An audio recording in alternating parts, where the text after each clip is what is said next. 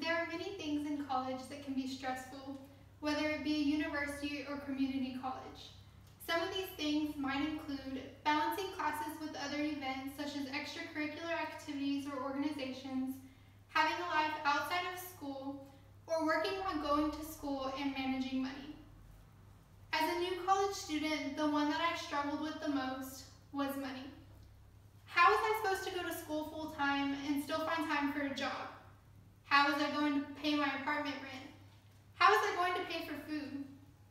Who was going to pay for my books? These were all questions that played in my mind and stressed me out. I quickly learned that managing a part-time job and being a full-time student is not impossible. However, even with a part-time job, it is still difficult to find a way to pay for everything. Today, I would like to inform you of 3 ways that I learned personally on how to save money in college. Let's start by talking about books. Buying books from the bookstore can be outrageous, especially if buying more than one. There are several alternative options for purchasing books.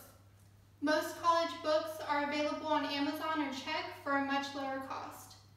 Books that aren't available on either of these sites are typically available for rent. Renting books is not only cheaper, but limits the hassle of trying to sell them at the end of the semester for the cost that you paid for them. The article titled College Budgeting, posted by the America's Debt Help Organization, states, the textbook Microbiology and Introduction costs $156 to buy used. You will only get $49 to sell the same book to Amazon. That's a $107 loss for a book that only costs $30 to rent. In addition to paying for books, food is another necessity that can add up quickly. The cost of food, even for one person, can be very pricey. Eating out is nearly impossible to avoid with a busy schedule. However, the cost of eating out every day can add up really quickly. Buying groceries once a week or even once a month is much cheaper and healthier than eating out.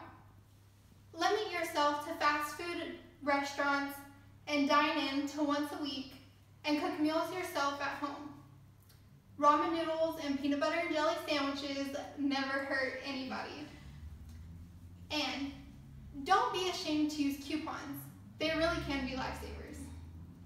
By doing this, I promise you will see a difference in your wallet. Now, this next topic is something that I'm sure we all get tired of hearing as kids, but can be very useful when living on your own and trying to cut down on the cost of living. Turn your lights off. Most community colleges, such as Howard College in San Angelo, do not offer student housing, so apartments are a must. The rent and utilities of an apartment are not cheap, and the first electricity bill can be a shock if you're not prepared for it. By turning your lights off when you leave the room, or even keeping them off if you don't need them, I promise you will see a difference in your bill. While these are only some ways that you can save, I hope they were useful.